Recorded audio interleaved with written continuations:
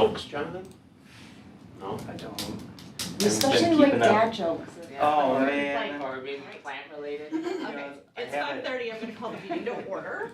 We're gonna try to do something just a little bit different, and start with the city manager's report, so we don't have to shoehorn it in at the end of the meeting. Yeah, so the headline is flood preparedness update, so we have Chief Trimble, got it? Yeah. And Aaron Schmidt here as well, so if the council has any questions. So current level of the river, as of this afternoon, was 31.8, down from the historic crest at approximately 35.12. We opened the levee trail this afternoon. Thanks to public services getting all those signs down. And I know that was probably a pain in the butt for a lot of residents, but really leaning into some public safety concerns with the water being so high and the current so strong. We don't want to tax our first responders anymore by having somebody unfortunately have an issue. We didn't want to remember this flood for another reason. So thanks for everyone who heeded our advice on the trail signage. We're hoping to open up Main Street from Hickory to JCP on Friday. Aaron, do you mind just kind of sharing with the council kind of your inspection of the road and the subgrade and what you're seeing there? Yeah, so we inspected that roadway right before lunch today, and the water was about 1 foot below the roadway surface. The aggregate base, you could see it was very apparent in the shouldering. It was just super saturated, so we don't want to put heavy truck traffic on that road for a few days just to let it kind of drain down and dry out. Otherwise, you could really impact the actual bituminous pavement section itself. So really the sub base has to be firmed up before you can carry any heavy traffic, otherwise you can damage your pavement. So we want to drop another couple feet and let that class 5 base just drain out for a few days before we open it up. So that's why we're targeting Friday. And then Do we have that posted as Tuesday though? Did I see that somewhere?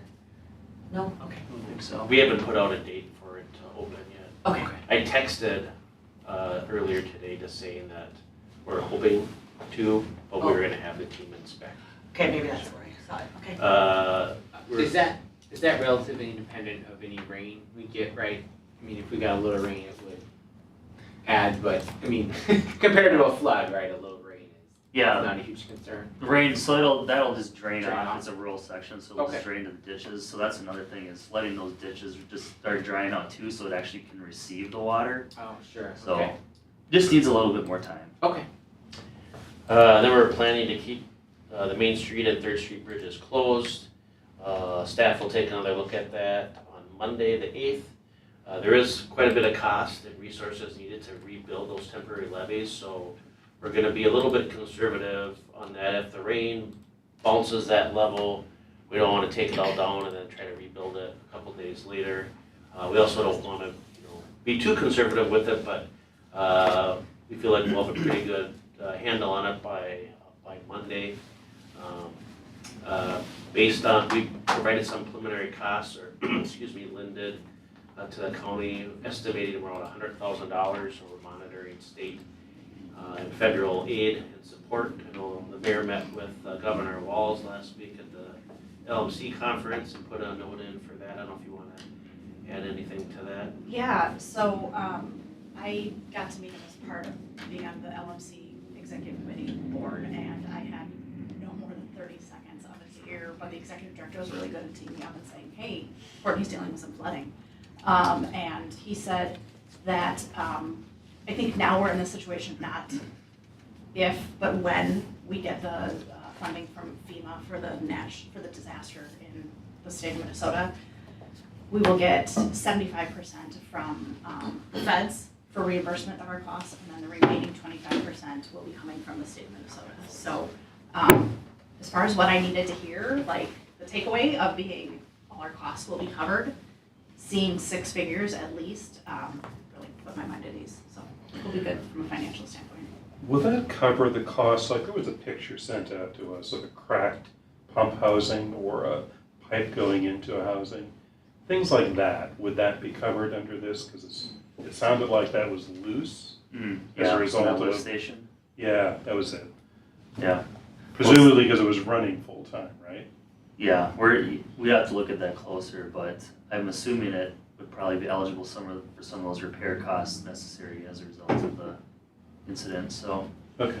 But we're documenting like everything, every rock ticket and everything's being tracked. All right. Keep Is that the repair, receipts. is that repair then included in our kind of vision of the $100,000, or is that gonna be something additional? We haven't considered, the Ash Street lift station came up over the weekend, so that was after the $100,000 estimate, Okay, so. is that something that, so we would be asking FEMA to reimburse that, but then it would push us past $100,000? I mean, is there? Correct, that was just an estimate at Sure. that time, but. What do we think that repair might be, or we don't know yet?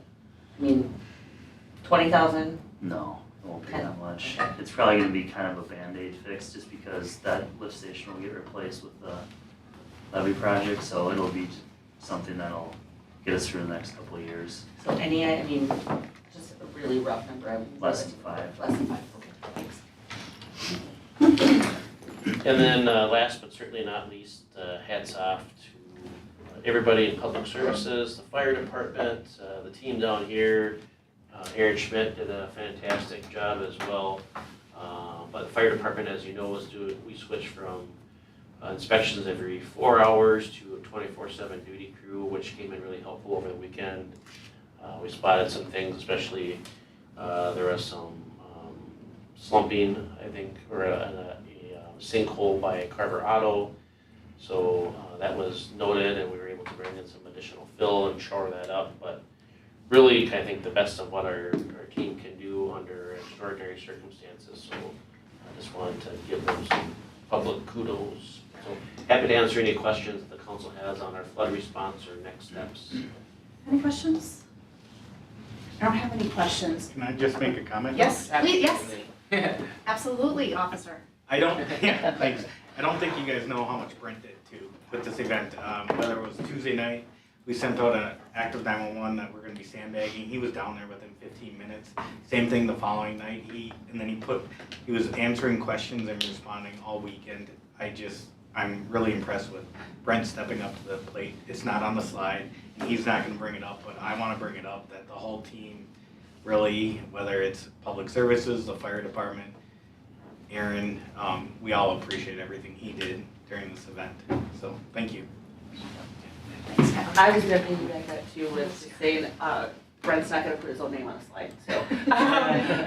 But, Brent, really good job. yeah, Yeah. but, thank you, Kelly, for taking the words probably out of most of our mouths, that we appreciate all of the communication, and there was a lot of communication Yes. coming in over the last week, but I wouldn't have had it any other way, and you were instantaneous, or I'll get back to you as soon as I can, even, when I was calling on Saturday about the manhole. So, thank you for all of your hard work, and everybody else's hard work, including the office staff who had to also field a lot of work, while this was all going on. Yeah, I have never been prouder of this community, and you, Callie, said something yesterday that really resonated with me. You said something like, there are probably better ways of doing team building, but this was really effective, and we all worked really well together, and the left hand knew what the right hand was doing, and even though, Brent, with your text, like, things changed, sometimes, I just think of like, 2 weeks ago, we met on a Monday night, and by Tuesday morning, things had changed. So things had changed so quickly, but I never felt like I was questioning decisions or what was happening or what was going on. So really, really, really proud of the team, which includes just about everybody that's sitting around this table. Thank you. And you.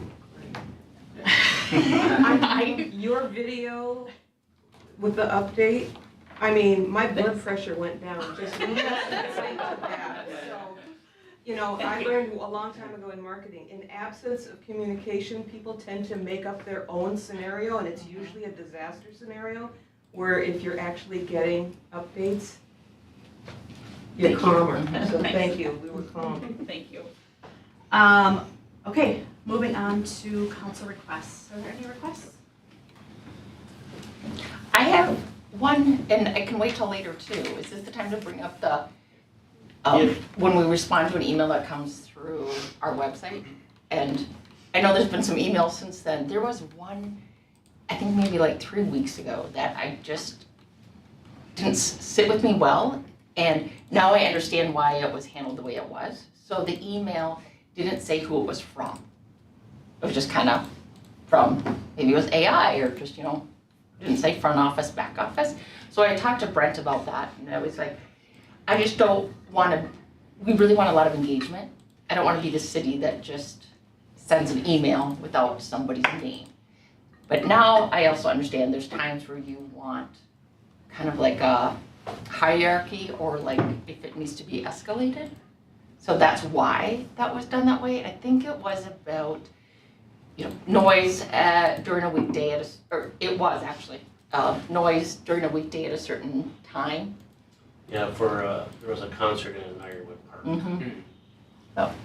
And so, So, and this was since then, there's been a lot more important things. Yeah. So, I'm not hearing what you're asking. yeah, was there an email reply that didn't have a city person staff's name on yes. it? So I thought maybe we either attach someone's name and then finding out more why there wasn't a name, because if it needs to be escalated, or if somebody feels like, oh, I got this changed, or, I got a hold of so-and-so, and either they said yes or they said no. But it just kind of is, if something's gonna need to get more people involved, but you don't know initially, it's kind of, that was the reason for just kind of making it, so it was very vague and unpersonal.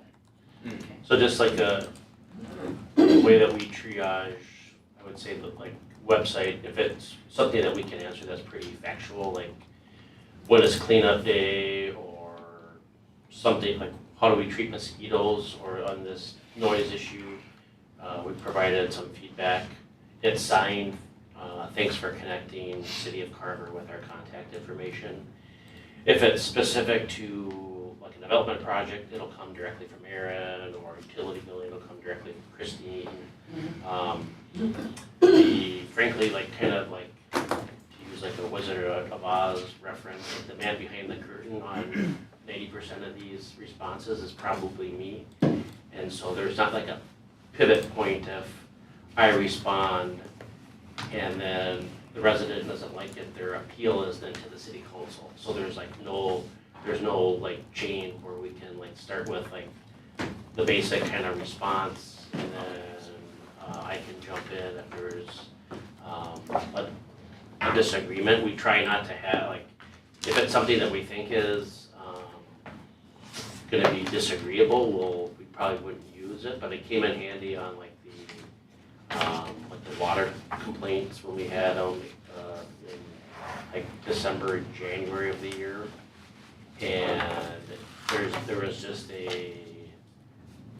I just felt like it escalated the issue a lot if I responded directly with the resident as opposed to having a break, we're, thanks for connecting with us, we'll send a member from our public services team out to your home on Monday. And so, I recognize that there are other points of view on how to do that. That's the way that we've chosen to do it. If the council would like it to be done another way, happy to take that feedback. And there's nothing that prevents somebody from responding to that email and saying, I need more details, I'm not understanding this. Correct. Yeah, I agree with you only in that there's a lot more other stuff going on in the city. I feel like, and I give Brent a lot of feedback on communications, this feels micromanaging. I'm fine with however you want to respond to those emails. I think, and I agree, I think thanks for bringing it up, Lori, but I think that if it's sort of, I don't want to say run of the mill, but if it's those things that you don't need, we're not doing a bunch of research for, this is the answer, having it come from a general email account, knowing that they can reply again if they need more, then it will, I guess that's our escalation, and then somebody is gonna pick it up and it'll be more of a personal response, I would think, at that point. But I think for some of us run-of-the-mill things, this is just, the way it's being done is fine with me. Yeah, well, I agree. I also think that allows anybody able to respond without having to have it personally tagged and then the response only go to that person. It is the city as a whole, not the individual, unless it's something requiring Or even- specific personalized information. But I can't think of a corporation or any public entity that typically responds with a person. It is the entity responding. Yeah. So I think that's appropriate. Yeah, that makes sense. Generic. I'm not hearing so much.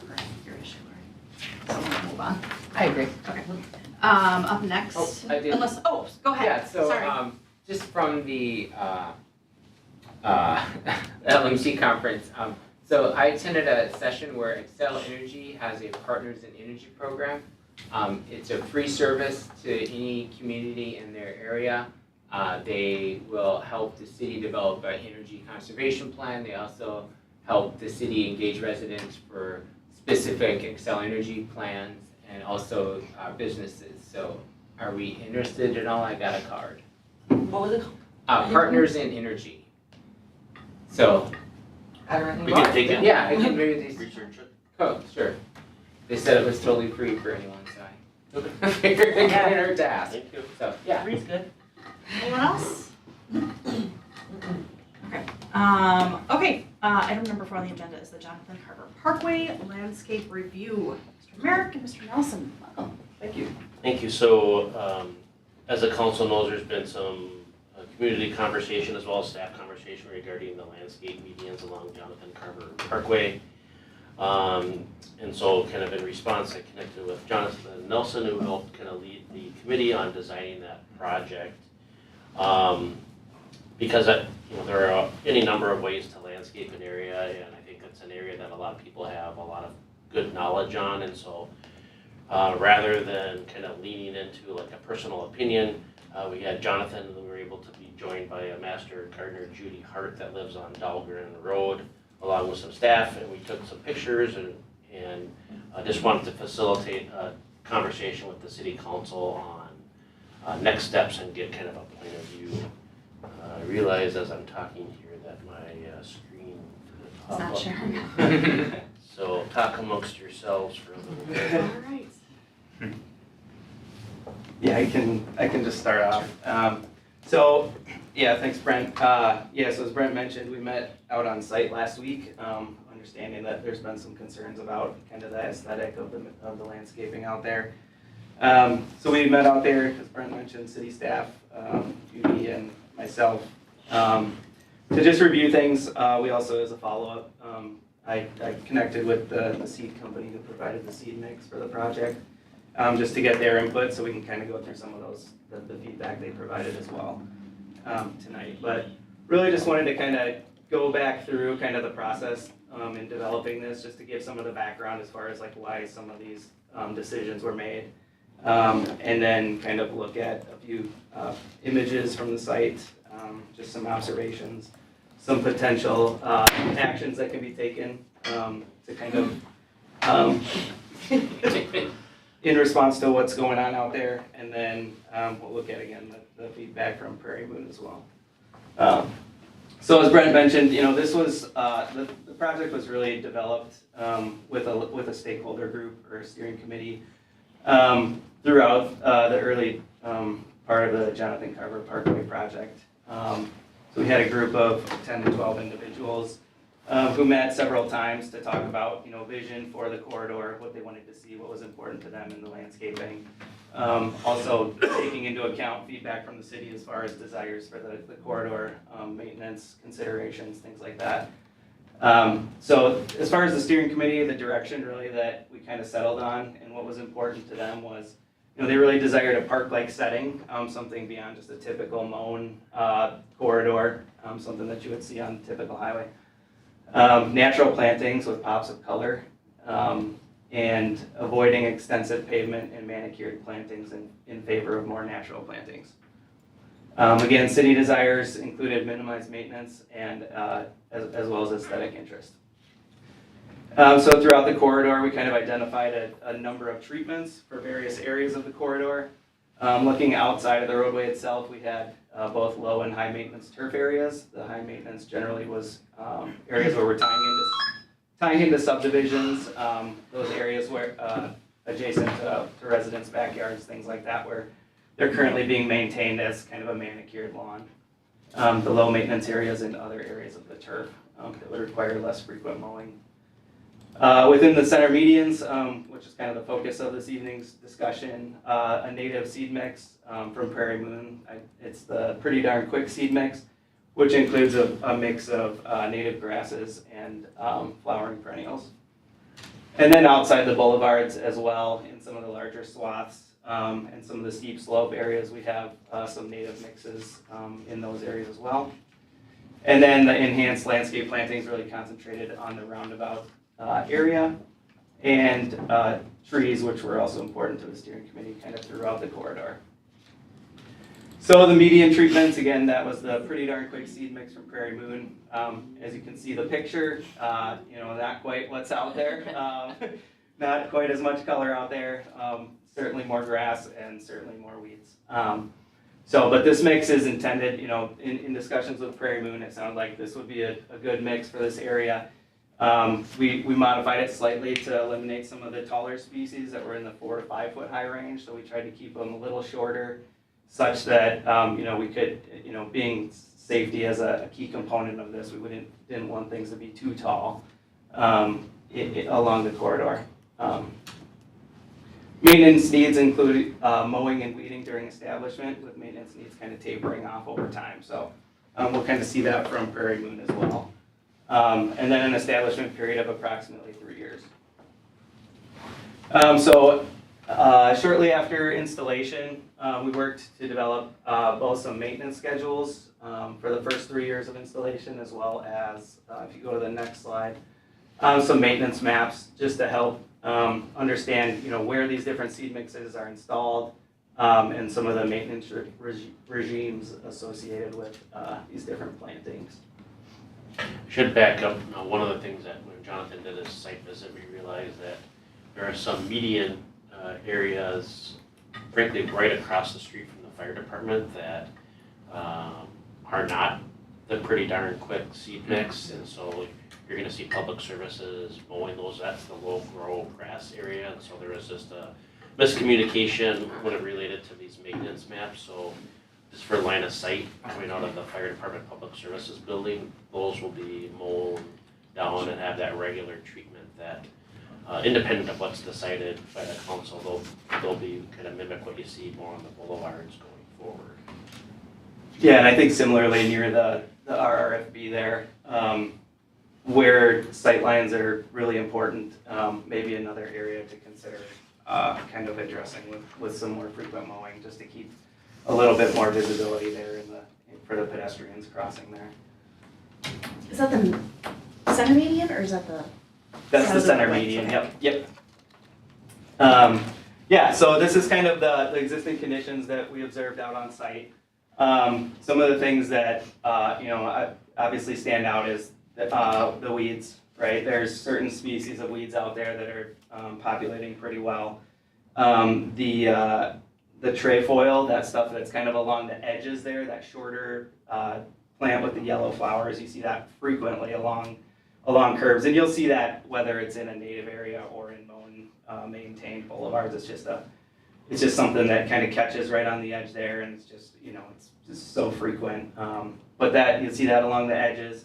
Also saw some a lot of thistle populating, some white clover, curly dock, which is kind of that taller on the right side there, that taller stuff that turns brown. That's just very frequent along roadsides throughout Minnesota as well as some other species. The other thing that was interesting is just the concentration of grasses in there, and they're not necessarily native grasses. So that's something that I think we can look into a little bit further, is like how did that get in there in such a large concentration? Because that's not something that's in the seed mix. Shouldn't be in the seed mix. It should not be in the seed mix, yeah. So I can circle back with Prairie Moon, but they certainly, in their response, they indicated they were surprised to see such a large concentration of brome grass in there, just because, it's not a native species, it wouldn't be in their native seed mix, so. But again, just in reviewing things, we talked about a few different, so again, we met on site 6/24, and then followed up later that day with a call to Prairie Moon. From there, we sent some images in and just a summary of kind of our site observations, as well as some initial thoughts that I had as far as, what are some treatments or avenues forward. So from there, sent those in. We did get feedback, but just in my initial take on it, there's a few things that came to my mind. Certainly there's, as mentioned, there's a large concentration of weeds out there, right? So, if the goal is to have a colorful prairie out there, and try to get those colors to really pop and populate further, you're gonna need to thin out the grass, and gonna need to look at potentially supplementing it with some additional colorful perennial seeding, or container plants. So that would be one option. As Prairie Moon indicated, they would not necessarily recommend doing a refresh, but they feel like there's a lot of valuable species out there in the area, in the medians, and provide some recommendations on how they would approach things. If the concern more is about maintenance and aesthetic, and just not so much about color, one thing that could be done is to just treat the whole area with a broadleaf herbicide, kind of eliminate all of the flowering perennials and the weeds, and then supplement the medians with some native grass seed. What that's going to essentially do is allow you to kind of more broadly maintain the corridor and just kind of periodically do larger swaths of herbicide treatments and kind of maintain it as a manicured native lawn aesthetic. So with that, I'll just run through I believe everybody got the feedback from Prairie Moon this afternoon, but just to give a synopsis of what they recommended, they did indicate that there's a lot of good-looking species out there: the verbena, the black-eyed Susan, the dahlia, milkweed, sneezeweed, golden Alexander. So there are some of those species from the mix seem to be doing well out there. They seem to be populating. So they don't necessarily recommend hitting the reset button at this stage or like mowing it all, kind of scorch earth. But with the weed pressure, there's going to need to be some sort of weed treatment. We're just kind of going to try to salvage what's there or build off of what's there. So typically what that's going to look like is spot treatments with a wand of herbicide, as well as they indicated, when the soil's wet, there could be certain species of weeds that you would pull versus spray. Again, the dense non-native grasses are a concern, so their recommendation would be to use a grass-specific herbicide to kind of kill off all the grass species and then repopulate the grass species, so that we're able to save those colorful perennials that are desirable. That will require, though, again, just treatment of the weeds that are there. And then again, as they mentioned, it's prairie establishment is a 3 to 5 year process. So don't look at it as a failure yet. Look at it as an opportunity to kind of build off of what's there and just kind of adapt the maintenance that's going on to accommodate the conditions. So, obviously, it doesn't look like the picture on the box. Yep. And I'm sure the steering committee looked at the picture on the box and thought that this is what we're going to get, right? Mm-hmm. Did they say why it didn't turn out that way? Did it need watering, and because it didn't get it, the weeds took over? What would change if we tried to do this again? Yeah, with all landscapes, it's really hard. There's so many factors that can play into successful landscape installation. We've obviously had a couple of very difficult summers as far as rain, so I don't know if that's a factor. The maintenance regime that was used, potential there, was it mown too frequently? Was it not mown enough during the maintenance establishment period that some of those weed species were able to take root and kind of thrive? It's really hard to kind of pinpoint exactly what the cause was. I'm just looking at the path forward. How did it not have the same thing happen again? Exactly. Yep. So that's where I think it becomes a discussion of what level of maintenance do you want to take on moving forward. Do you want to take the less intensive maintenance avenue of establishing it as a grass only prairie? Do you want to look at treating the weeds that are there? Those should taper off over the years as the prairie plants establish and there's less room for those other weeds to come in and establish. So, I would say if I was on the steering committee, I would have made the same choice. I think I would have chosen what we thought it was gonna turn into. So I'm not And still may. it may, yes, I don't know that I'm a proponent of turning it into manicured grass. We have lots of that. and it's not necessarily manicured grass, it'll still be taller grass in the 3-foot range, 2 to 3 foot, but. And I agree, so when I look back here, and the steering committee did a lot of hard work on this, and it was residents and staff, and Annette, I know Annette was on there, and I know we had a master gardener on there too, and, I think that to turn it just into that green grass, although native, I probably get the same complaints, no, the grass is too long, mow it, right? Yeah. But I think, when I look at this, one of the desires was minimize maintenance, but aesthetic interest, right? So, and some of that flowers and It's getting those- interest. Yeah, it's getting interest. And those native plants, I think aesthetically, and that was one of the goals, was to have that we should try for that again. I think just a plain grass boulevard is not really what the vision was for that. And I would rather do something to try and stick with the vision if we can make it work. Okay. Christie, do you mean wait another 2 years, that 3 to 5, or do you mean like make a change now? I'm saying what I would prefer is that we do some of the things that have been here. So we get rid of some of those non-native grasses. And we maybe use some of that herbicide in there. There is unfortunately some hand picking of those big ones that come out. And so there is some physical maintenance that happens by public services out there. And then some of the reseeding that we were talking about too, that we were gonna add some more in and see what we can do there. So, and then I know there's the burn schedule that they talked about, and you can't expect it to happen in a year, right, or 2 Yeah. years, so I think if we try to do some of A the. little investment now, try to do something and it'll pay off. Thoughts? Yeah, I'm wholeheartedly agree that we should try to keep it going. We've had, 2 or 3 years of drought, and the whole idea was that once we get it established, it should be drought tolerant, but I know we actually try to plant native in our own landscaping, so they do take a little while to get established, but now we've had it for a few years and now they're starting to take over.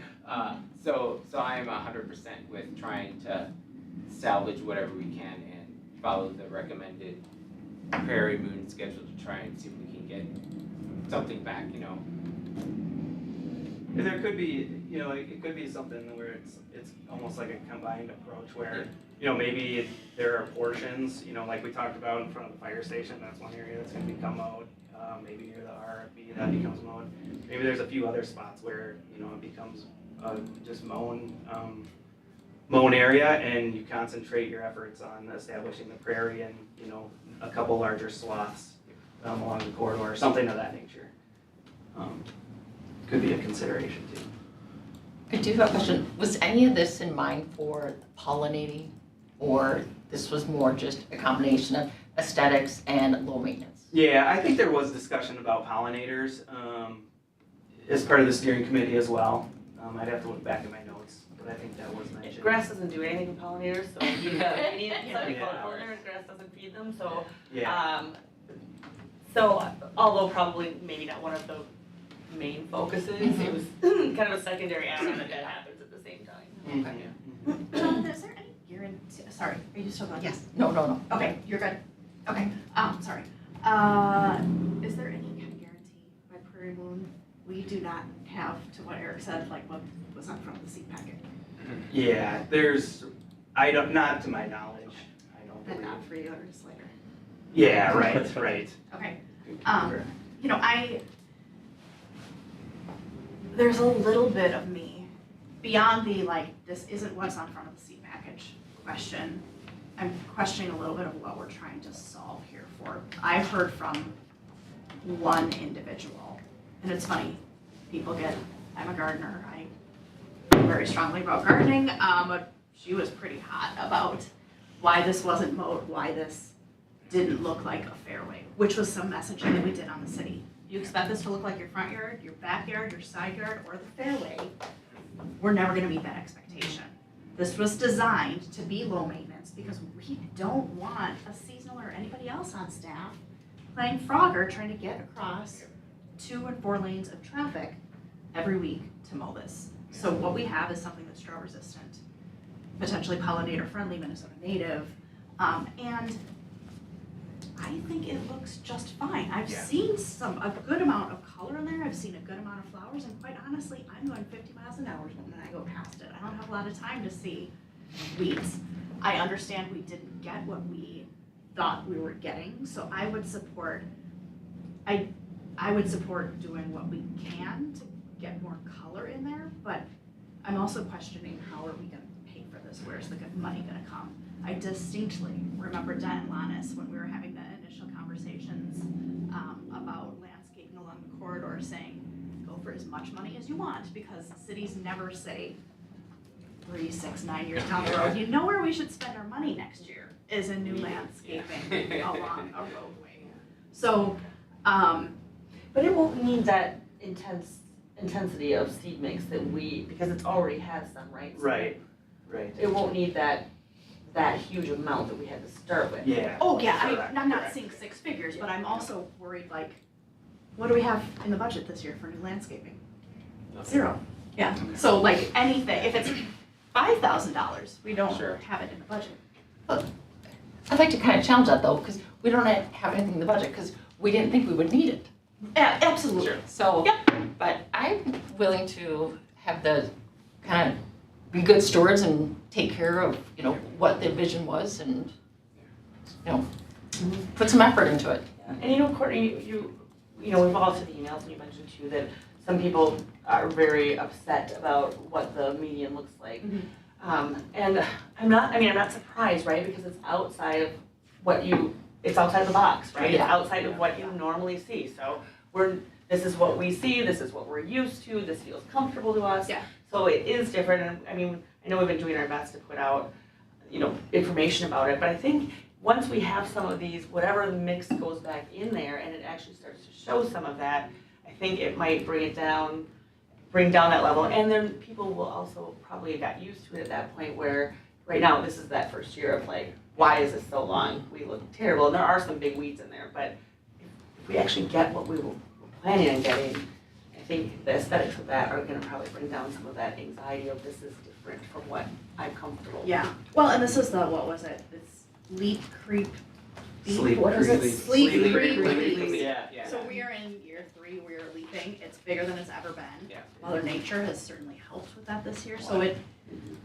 optically looks different. So if we're all in agreement that we're gonna do some weeding and reseeding, where does the money come from? Exactly. And what is do we have a ballpark of cost too? Is it $1,000? Is it $500? Is it $5,000? That doesn't. I think the height of the trees also will help as those mature. Yeah. It'll put the weeds in a little different perspective. Yes. But 3-foot native Native grasses grasses. and other plantings on a 4.5-foot tree looks awkward, like, Yeah. it's all in their awkward teenage. That's what you put in the newsletter. I should bear with us. braces off of our. Bear with us, Yeah. we're all ugly this phase. So it's not dog years or cat years, like how many years? Is it 7, 9? That your teenage years were? Also, is the mix that we were using, did we find that we don't have irrigation up there, obviously, so it's just what's falling from the sky. Yeah. Is one of these other mixes something we should try with what we already use, so we get some diversity in there of our seed mix? Yeah, I think, I can certainly follow up with Prairie Moon and based on our discussion or what the recommendation is or the path forward that you'd like to see and just talk further about what they recommend as far as kind of a schedule and types of seating and that kind of stuff.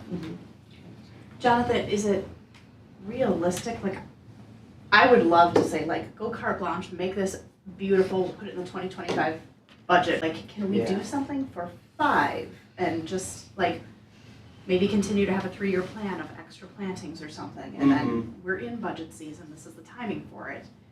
Yeah. Beyond weeding with the public services staff to their ability, which as somebody who has weeded a fair amount of time, like looking at that stretch, Yeah.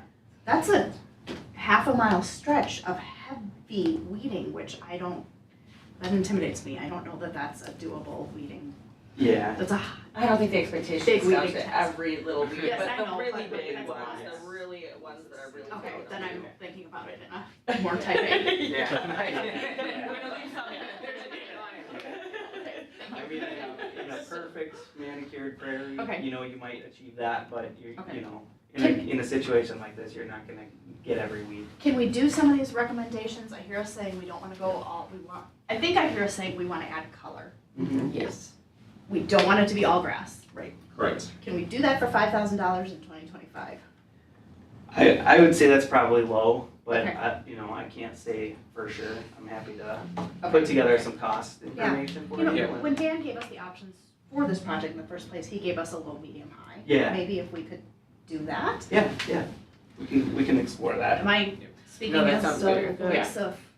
So I have a question then, if we are gonna be, we don't need all the seed mix the same as we did last time, do we have to, this is pretty dense up there right now. Mhm. Do we have to burn it first and then reseed, or what, do you have any idea what that's gonna take? Cause if we can't just drop seeds on the top of the grass. Yeah, exactly. I think, you know, like they mentioned, you know, if you wanna try to eradicate that brome grass out of there, then you're gonna have to do the treatment with the, grass-specific herbicide. I think that was kind of their big feeling, was like the density of the brome grass really prohibited some of the perennials from taking off. Sure. Um, I just don't, we have chief here, I don't know if we can safely burn that. Most of the burn applications that I've seen, not that I've been around a lot of them, but like, or none of them, but like, I just can't imagine that happening outside of like a field. We're talking about 4 lanes of traffic with development on both sides. Do you have any thoughts on that, Kelly? Definitely have to be the right day, the right time of the year. There's a And lot at of factors. midnight, potentially, Yeah, like when and there's no there's traffic. gonna be a lot of smoke and stuff like that in residence, homes and stuff like that, so I would advise against it if at all possible. I think I don't know what the county's position would be on that either. But the mowing is an option as well. Get some of that. Yeah. Like what I had for a list is confirm and adjust our mow areas, based on like safety, use of broadleaf and herbicide treatment. And then I'm kind of hearing we should maybe mow it down. Yeah. To not maybe all the way, but to like, just to kind of give it a fresh start. After Yes. some of those weeks come out. Yeah. I'll talk to Prairie Moon and just try to get an overall schedule. They indicated mowing in the early spring as an alternative to burning. I think if we So- mowed it now, if there are those that think it looks ugly now, I think if we mowed it now, it would be Yeah. terrible. I also wonder, just would Prairie Moon work with us, and we're kind of not happy with their product. Mhm. Is there any opportunity for a discount in seed price, or? I recognizing that the answer is no, and that I'm wishing. Yeah. Let me ask a follow-up question Sure. though to that. The brome grass, Yes. so that's a big part of the problem. Yep. Is that occurring anywhere we didn't use their seed mix? That's a good question. Because if it isn't, then it would be logical to assume it was introduced with the seed mix. Yeah.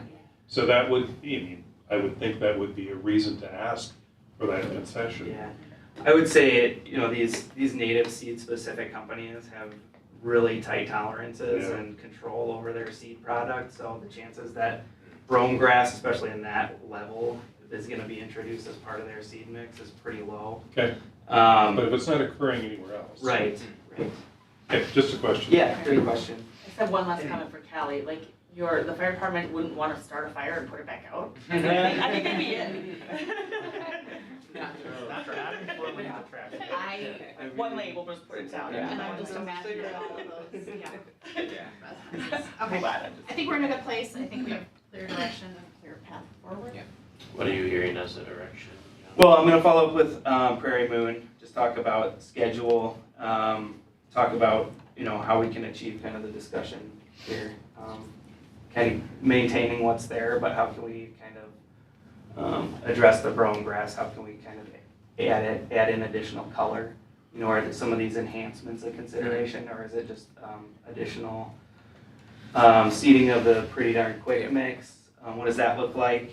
And then trying to get an understanding of approximate cost to address this area. Could I have you also write up an illustrated action plan that I can hand to public services to say, like, we're gonna cut these areas, we'd like to weed these areas, apply this type of herbicide to these areas. Yeah. That way I can also blame you if they don't. Can you talk to them about the mixed type, like maybe we need to add a different type in there? Yeah. To Yeah. add in, so that the wet ones will be there when the years are better than Yes. dry years, we can go with the Yeah. one on the left. Yep. So. Absolutely. Okay, we good? Yeah. All right, Thanks, let me, Jonathan. let's talk about chickens. Mr. Anderson. All right. Thank you, Mayor and Council. From coyotes to chicken. You went to law school for this. Welcome to Carver. That's okay, I don't mind this. So you probably had a chance to look at your packet. Planning staff was intending to bring a chicken ordinance back to council as part of the zoning rewrite that was coming up. I know Aaron's team is working on that. This got accelerated a little bit due to recent questions and a situation where somebody had a rooster in town that was thankfully addressed. But it just caused everyone to think maybe we should do this first. Plus, one thing that you probably noticed in my memo and or in the draft ordinance was that the majority of changes to the code actually would not take place in the zoning ordinance, but rather in the city's animal regulations or its police power regulations. And so just to summarize, currently chickens are not allowed in residential areas in the city. And that's pursuant to our zoning. We don't allow any animal equivalent units in all the various sewered residential districts. And many folks, or I don't know if many is the right term, Aaron, Brent, you can correct me if I'm wrong, but a handful of people occasionally will ask city staff about whether people can have chickens for various purposes that people have chickens. You know, they lay eggs, people can consume locally produced eggs, they provide a healthy fertilizer option. Other people just like to have chickens because it's cool or it's unique. And so many cities throughout the metro, throughout the state, frankly, have allowed the keeping of chickens in residential areas pursuant to city licensing or permitting. It's relatively common, and one thing that means is that they have to adhere to various conditions for reasons to, related to keeping the neighborhoods and their property sanitary, to make sure that their keeping of chickens doesn't become a problem or a public nuisance and other things. And so we did work together, staff worked collectively on a draft ordinance, albeit it's just a draft, that does those two things. It creates a permitting scheme for the keeping of residential chickens, and it also amends the city's zoning regulations to allow chickens in certain areas as an accessory use to residential, single family dwellings. And I think at this point we're really just looking for council feedback. One, I think the threshold question is, do you as a city want to allow this? Do you think it's good policy to make this available to your residents? And two, if so, how do you want your code to allow it? Is a permitting seem appropriate to you? And if so, are all the various conditions and performance standards okay? Do you want more? Do you want less? This is all really policy related, and so we're really asking the council to discuss it amongst one another, ask any questions to staff, and depending on the direction, we can either come back for further discussion, we can bring an ordinance back, whatever you may like, so. Okay, you brought up a really good point. Let's just take a temperature for Pro chicken who ranch. wants to have chickens, because this could potentially be a really short conversation, but I have no issues with people having chickens. I am pro chicken. I'm pro, yeah, no issues. Yeah, I have no issues. Pro chicken, and I have some feedback on the roosters. Okay, okay, well then this will be a longer conversation, so let's go. Should we just go through the ordinance, page by page? It looks like you have come real well prepared. Thanks, Okay. Maybe we'll just go through. Yeah. First thing I have is 6-233. E. Oh, I had, on A. I had Okay, A also. okay. Call it up, guys, I Yeah. can't read Sure. what's on there. No, No, that's fine. I can't read what's on I your was just notes. getting to the right page here. So, if I could separate coop run similar, so does no free mean they, I'm sorry, where are I'm we? sorry, on section 6-233A. Okay. No free range keeping of chickens allowed. So would they have a fence in their yard, or do we need, or how, I guess how specific do we need to be in terms of, right, obviously they don't want their chickens running loose in the neighborhood, but, Yeah. I guess, well, legally, what are we trying to prevent, and does that seem like it covers it, I guess, is what I'm. And I'm gonna piggyback with you because I had A also. Yeah, go So ahead. some of my comments were A were that free range can mean a lot of different things. And so I'll back up a little bit. So 10 years ago or more, when I was city staff, we worked on this chicken ordinance. Brent and I talked about it. I know it was presented to council, but it didn't somehow, I don't know if it never, what happened with it. Anyways, it's not in the ordinance now. But, so I did do a lot of research on chickens across the nation because, and especially like 10, 12 years ago, that was really, like I said, outside of people's boxes. So I did pull up another city's ordinance too, just to kind of do some comparisons. But as with any pet that you would have, right? So your dog, your cat, your hamster, it could be your toddler. You don't want them running into other people's yards. That's responsible ownership for having your property and not having what you are responsible for running into the street or running into other people's yards. Nobody appreciates anyone else's dog poop in their yard any more than they appreciate anyone else's chicken poop in their yard. When I was looking at this one though, when we're talking about free range, if you do know about chickens, they are supposed to go and peck and eat things out of the yard, bugs and all of that kind of thing. And then as we get farther down into the ordinance and when it talks about the sizes of the runs, I think we want to be humane as well. It's kind of a small area to be having a chicken to say this is your cage you're going to live in. We wouldn't want to treat a dog or any other animal that way where this is just your life in this little cage. So when I was looking at one of the chicken ordinances from Long Lake, I pulled that one up. And that one they have where it says they must be supervised, right? So really you supervise any other animal or, whatever else you might have out in your yard that you don't want to run off or get in the street or whatever. So that one just talks about that chickens must be kept in a coop or run whenever they are unsupervised. And so if they are out while directly and continuously supervised, they're allowed. So, Just walk your chicken, I guess? I mean, I guess you want to walk your chicken, but Or- they tend to stay Yeah. near where they're at anyways. That's their shelter, that's their food. Mostly I was thinking if they put a fence around their yard, right? I think that's what the coop is. Is that the coop? Or Okay. run. Well, that's what I was Run. asking. So the for- run is the fenced in, Yeah. Okay. caged in area, Sure, yes. okay. Does that answer your question? Are you talking about somebody who has a fenced yard and can Yeah, run anywhere I'm in the thinking yard? like a fenced, like you have your dog, right? You have your dog in a fenced yard, right? Well, I don't have my dog up. Well, no, I'm But just I saying as think, an like, example, yes, right? yep. Is that would be free range or not? I guess because it's loose in your yard, but your yard has a fence. I don't. I guess my dog's As free of range. now, the chicken. Really getting in the weeds. I'm sorry. Okay.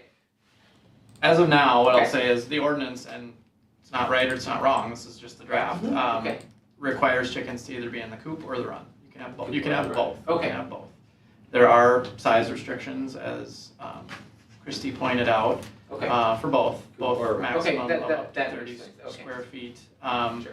And, I think part of that is, and, I think it may be, from an enforcement standpoint, difficult to monitor whether if chickens are not in a coop or a run, if they're being supervised, what does that mean? And I'm sure Okay. Long Lake has maybe never had to deal with that from an enforcement standpoint, but if they did, it would be pretty difficult. But I think the overall intent of that requirement, if the council wants it, is to maintain sort of the character of the neighborhood and not have chickens. You think about this, if folks can have chickens roaming through their yards, maybe one doesn't change the character of a neighborhood, but maybe 4 or 5 per yard down the block does change it. And it's really a policy standpoint. Do you want the chickens to be contained, or if you want to allow them, do you want them to be able to roam free in the yard? That's, I think, a good question. And I'm not gonna pretend like I am a chicken expert or know what's humane and what isn't humane when it comes to how to keep chickens, but, it has been implemented in other communities. And it has been not implemented in Yeah. other communities as well. So for me, if you're outside and your chickens are in your yard, if there's a problem, your neighbor's going to call, the same as if my dog is running in someone's yard, the neighbor's gonna call in about it. So knowing what I know and all the research I've done, that to me, I don't have a problem if they're supervised in the yard, right? You got a boundary. If they're getting out, you're calling the city and you're telling them we've got a problem, no different with any other animal that shouldn't be in your yard that belongs to someone else. So a question about that, and I did a little research on chickens today too. I had a conversation with a concerned chicken owner, which, it helped me understand the concerns that owner had. Supervised release of chickens. Sounds like prison. Out of the run. Yeah, so out of the run. So absolutely, that's what they do, and yes, they go around, and that is a better environment for them. However, if I compare that to a domestic animal like a dog or a cat, they can be contained. You can put a dog on a leash, you can use an electronic fence, so you don't have to have a fenced-in yard. My worry would be that you don't really have control with that kind of an animal. They absolutely can go. So let's say we do that. Let's say we do supervised release. What's the threshold for a complaint? So you get 2 complaints, you no longer have the ability to do that. How would we control that? So I'm just gonna say one thing too. So I don't know if you've ever had a cat run through your yard, but we have a number of them down here. So, I mean, this sounds silly but I have chickens, they do, honestly, they learn, right? And so you can call them, they will come to you, different, they're not probably to the level of a pet dog, right? But I get what you're saying about what's the threshold after so many complaints, but I'm sure there's something covered in the enforcement section that we talk about. Because there's going to be good chicken owners and bad chicken owners. Right. And to our attorney's point, it might be a cat that runs across the yard, but it isn't a flock of chickens that run across the yard. Cats also tend to, dogs and cats tend to defecate in, cats especially in a certain place. Like the neighbor's sandbags? Well, but probably don't. Right, they're, all the time and kind of everywhere. And that's the problem. So I get the argument. My worry is bad chicken owners allowing them to go freely. The other thing, as we consider this, is we have a no chicken policy. Whatever we do is going to be full of concessions. So, yep, we're going to allow it, but it is going to be more restrictive than if you were on an agricultural property. Sure. So there are going to be some restrictions in this. I don't think that, I'm certainly not saying that I want no restrictions on this. There certainly has to be something written around this, right, as there is for most things.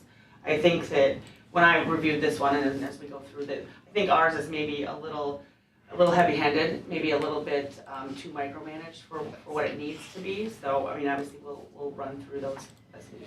Okay, maybe in the interest of time, I don't have an issue with free range.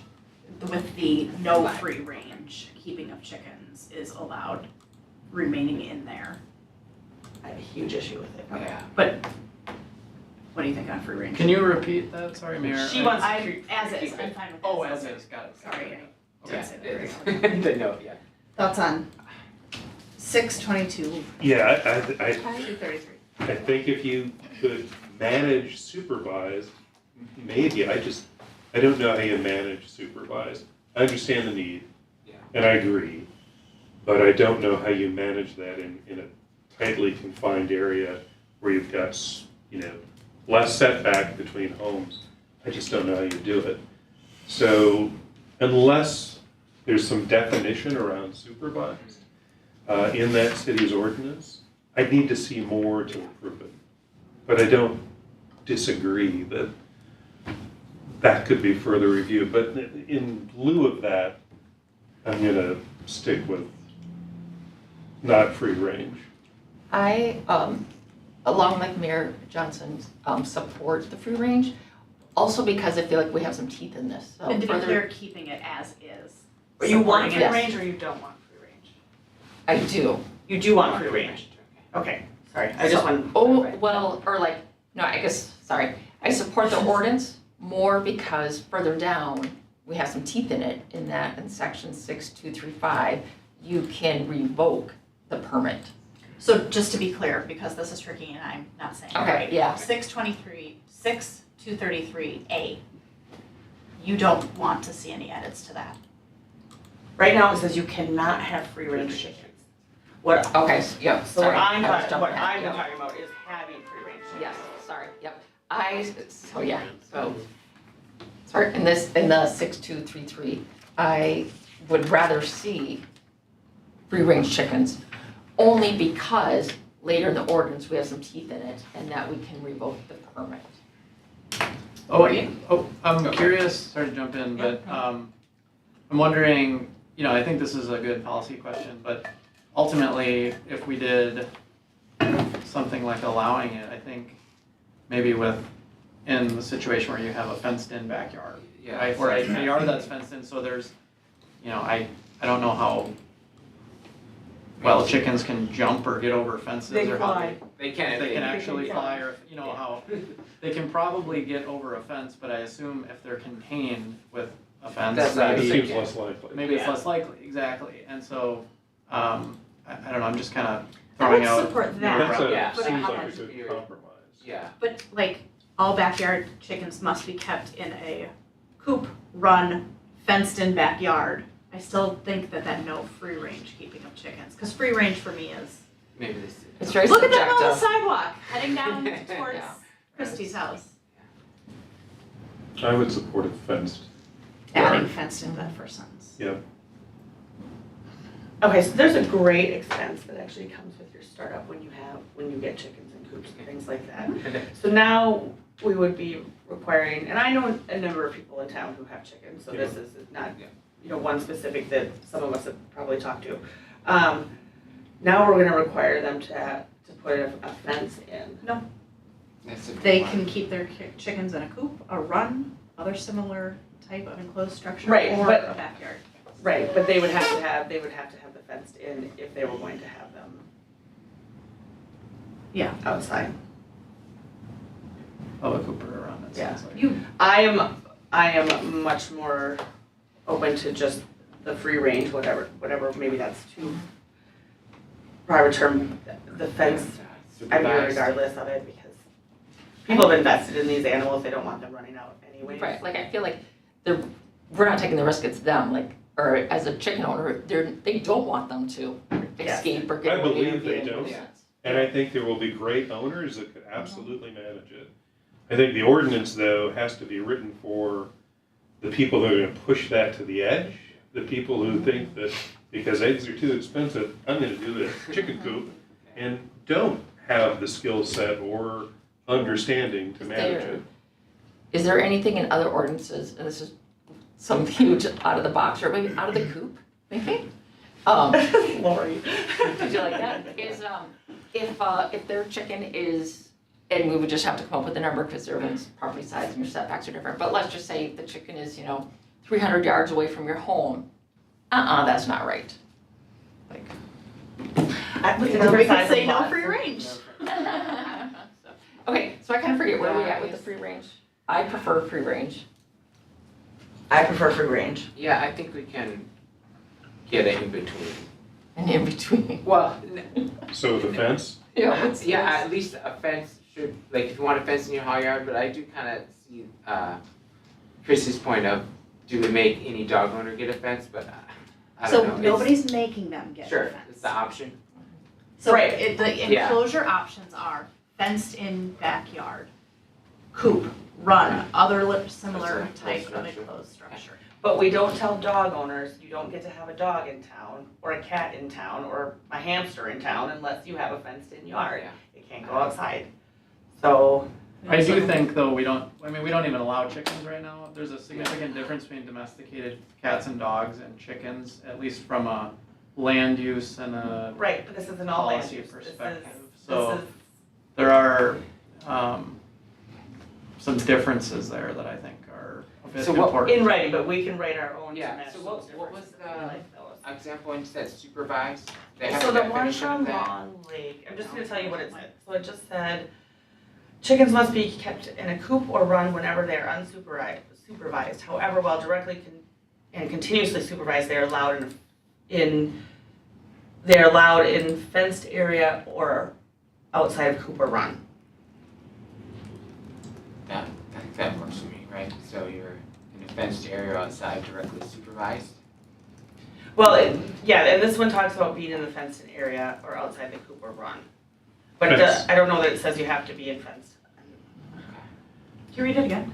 Chickens must be kept in a coop or run whenever they are unsupervised.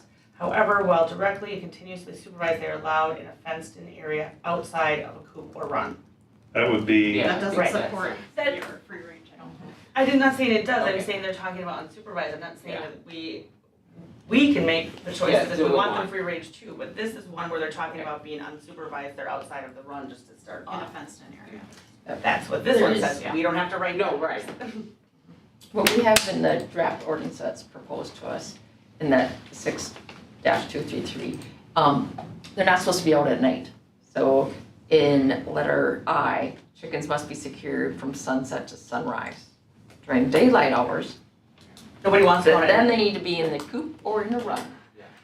For predator wise, they don't want them Yeah, outside no. at nighttime anyways, Oh. you might not have a whole lot of chickens left. So that would be the definition of a good chicken owner. Can we- Okay. I'm seeing a midnight stop to our meeting tonight. Okay. Yeah. Can we just work on A before we move on? You don't have to stay unless you. Yeah, unless you're really excited about chickens. Yeah. You're the one. I'm very interested. Okay, Maybe put a pin in it. let's put a Circle pin in it, back. okay. Yeah, well, okay, yeah, let's make, we made it through. I got a long list of stuff written down here. What do you have next? I gotta go back to my. Um, Okay, let's go to the one that I'm prepared with. 6-233E is what I have. My question for you, Dave, is just public nuisance. Is that a legal term? How is that measured? When does it cross that threshold? Yeah, it's I'd say a purposely somewhat broad legal term that is defined just to mean, bad smells, bad things that, it's general, and I wouldn't want it to be specific Okay. because you can't really come up with everything that might become a problem or an issue to others. We can, I like kind of having some gray area with that, so that's Okay. somewhat intentional. Erin and I talked about that too. She likes black and white. She likes, if it's, does it violate or not? Because I'm gonna be the one on the phone. Well, no, and I get that. I do understand that. I think it kind of cuts both ways. In other words, it's Okay. nice to have some room for interpretation, but at the same time, if you get too specific, you can't come up with every potential problem that might arise with Okay. this. So That's great. you know. You answered my question on to the next one. Christy, what do you have? C, the maximum number, I'd like to see it, a little bit higher. There's another one later on in here where it talks about you're required to heat your coop. Chickens don't actually need that, but they do use some body heat. If we're gonna put this whole ordinance into place, I prefer the number 6 or 8 actually, but 6 is nicer to me. I can agree to 6. Do I hear 6 yeah, going there's once? there's some reason for that too. They kind of need a more. mass Yeah. for that heat, so I would 6 is fine. Thank Yeah, it you. sounds All right. Yes. May everything else go Alright. quickly. Okay. I've got next So what one. about, I've got F. you go ahead. So I guess the question there was, maybe talk to the same resident, but what if the animal is sick temporarily? Is that too restrictive? What number are you on? I'm sorry. I'm sorry, backyard chickens must be not kept inside residential house or an attached or detached garage, except that chickens under the age of 6 weeks may be kept inside for brooding purposes. Is that, I mean, that almost again feels too micromanaging, right? If the chicken's sick, you have to take it inside, or. We're not going in someone's house to go look Yeah, for a chicken. I don't, well, again, I'm not. Yeah. No, Is I that- agree with you. I'm saying like, we're not gonna go Yeah. knock at someone's door and go Yeah. look.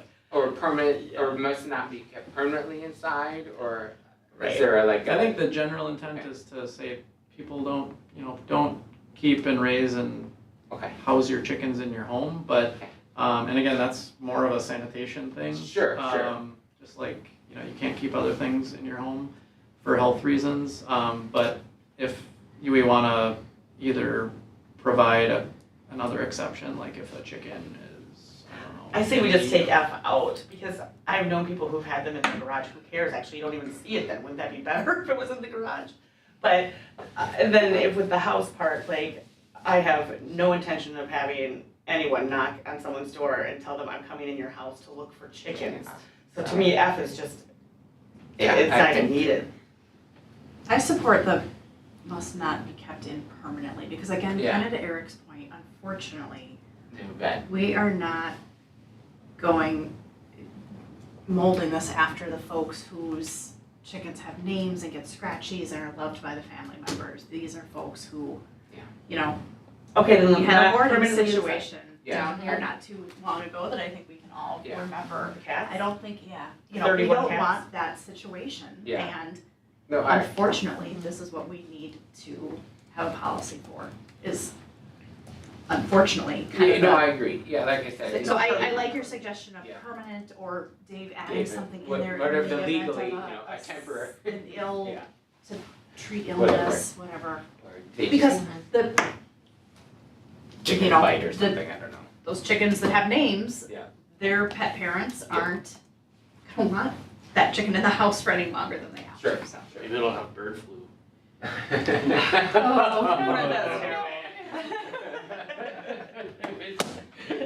Thanks, Brent.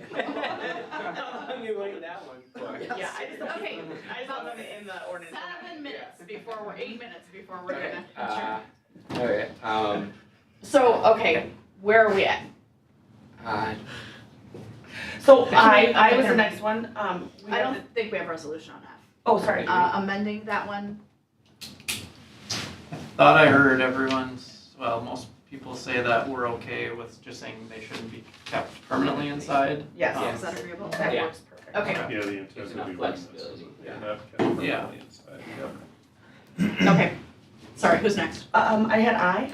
Okay. The last sentence there says during daylight hours, chickens must be secured in a coop or in a run, and I think that line would need to be removed if we're going to do in the fenced-in area. Or added, During daylight hours, yeah. either chicken coop, run, or fenced-in area. I would just add the fenced-in area. I would just, same as Councilmember Hirschman, I would add in fenced area. So we have a consensus on that for the first part too, does it sound like? With Chickens must be this? secured, Okay. because Yes. people are gonna do that. Okay. That's it. Yeah. Okay. Okay. Coyotes. Okay. Yes, Yeah. and fox, and, Okay, 7 minutes. oh, my time's wrong. Sorry. It's okay, just You're trying to gonna keep us do on that. track. It's okay. I'm on We're on 6-234. Anybody for D? A? I have D. So some of these property line and things, I think we need to make some concessions for the downtown area, as we have to do for a lot of different places. Some of these, when we're looking at 10 feet from the property line, that's fine, I mean, okay. But 20 feet from the principal structure, some of our homes down here aren't even that. They're On just, an adjacent lot. they're just, Oh, they're just geez. smaller, they're just different, they're built differently where the houses are. We have 0 lot line properties down here. Right, so I Yeah. think something needs to be changed because, I mean, Historic there's an district. example, we know one down here, yes, the historic district. And the way that house is set there, there's really no other way to do it, so. Do you see, it says, maybe you understand, it says 20 feet from a principal structure on an adjacent lot, so it can't be 20 Oh. feet from your neighbor's principal structure is what it's Oh, I see, okay, so I did read that one incorrectly then. Okay, It can be as close, I guess, to your own house as you want it, as Okay. long as it's 20 feet from your Okay. neighbor's house. And at least 10 feet away from the property line. Okay. as written right now. Yeah, that's. In the backyard. Yeah, that Well, sounds, but the backyard, that's different when we have corner lots down here and in the historic district, there's a whole lot of different ways. Like some of it, trying to sneak these in backyards, like. I guess what, is there a planning definition of a backyard, Aaron? Yeah. Okay. But I mean, we have a corner lot down there, and where Yeah, that one is placed, to me, there is nothing wrong with how the one down here. No, I third guess is I placed. wouldn't be But that it's a side restricted, I yard would there. just, could we make it just 10 feet from the But she's also, lot line and 20 feet? So I think, again, I'm gonna ask us to take a step back and Sure. not be making specific legislation We're here not gonna for finish. one individual. we're not, but I need to finish this thought here, so, but also that if you think about that, because that side yard doesn't butt up to another side yard, it is technically 20 feet from any other structure, right? The structure partially Sure. is the road is there. Yeah. So this was so I'm curious if there's any HPC requirements as far as that and having it in a front yard. Or- That's something we can probably talk about a little bit Or, later, or but like my house, my front yard's bigger than my backyard, so it would be better for me if I wanted chickens to put it in my front yard. so But, I'm gonna push back Okay. hard against that. I think this was my question for Aaron when Okay. we connected earlier today. We require dog kennels to be in the Backyard. side or backyard. I don't think that that's something that, I don't want it in the front yard, Front, not front, yeah, I but don't back or want side that is in the okay? front yard. Okay. I would prefer that they're in the backyard. but side works for me also, Yeah, because back or you have to side. be 20 feet. If you look at the distance that our new housing is in, right, that Yeah. 20, you couldn't get one on that side yard because our side yards aren't Oh, big yeah, enough teeny, to yeah, have that 20 sure. feet, so. But if you do, let's say we do have On an a irregular lot cul-de-sac up or here, something, and yeah. you can get it 20 feet from your neighbor's house, I don't have a problem with a side yard, as long Okay. as you've got that distance in there. Just for clarification, the corner lot has 2 front yard setbacks, that's how the code reads. So Does that constitute front yards? On Bow Street. if you're on a corner lot, you have to have the setback, front setback. Or that's how we would Oh, measure, that's right, how you'd just measure look at it, it, so. yeah.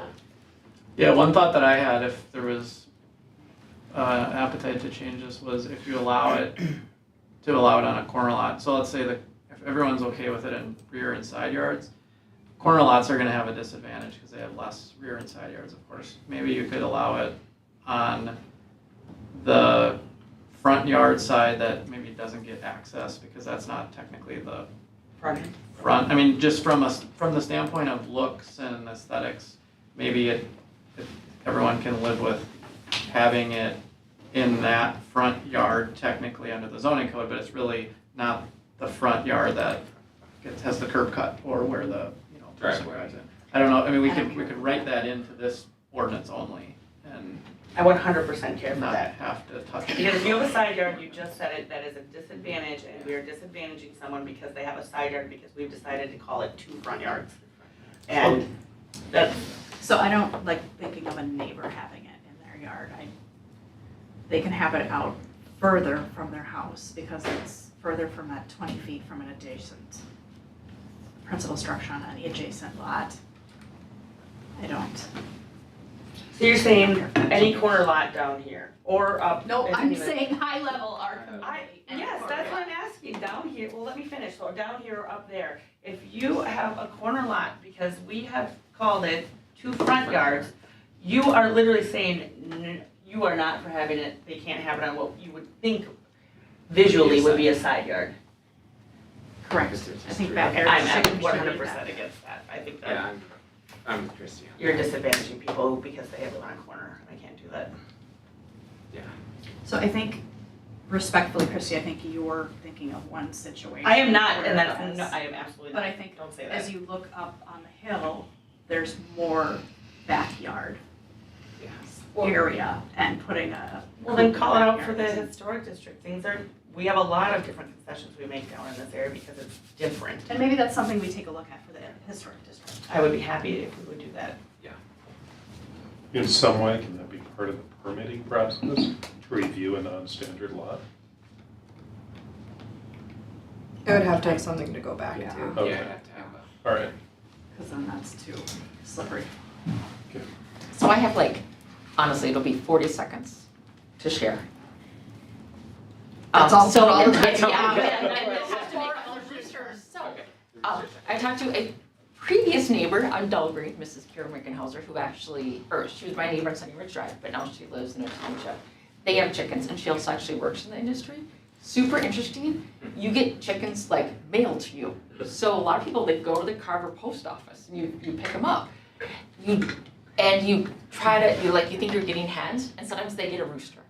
And so then that's what happens to then the next person I'm thinking of, used to live in the Bluffs, Jen and Guy Yerkes. And so they now live in a township, and they have chickens, because they used to live in the Bluffs, now they live out there. And they didn't know it, but they started raising a rooster. And of course the kids named it and all that. So yeah, but then they get attached. But then now back to Respectfully, you're Mrs. about Karen 37 seconds. Yeah. There are things like, I'm not making this up, there's things like a bark collar for roosters. So there is things you can do so that you're not such a nuisance. So you all enjoy Googling that. Did you go to law I'm done. school for that one? As we get further, that is I did not. a deal breaker for me. Yeah. It is also for, Zero. it is also for. But you promised a motion to adjourn, we'll continue this. I'll make a at motion to our adjourn. meeting. I'll second.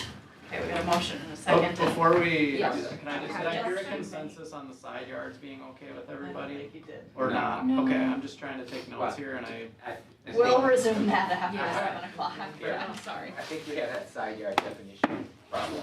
Okay, we got a motion and a second, and about all the chicken talk I can handle. All those in favor say aye. Aye. Opposed, same sign. Passes, all right.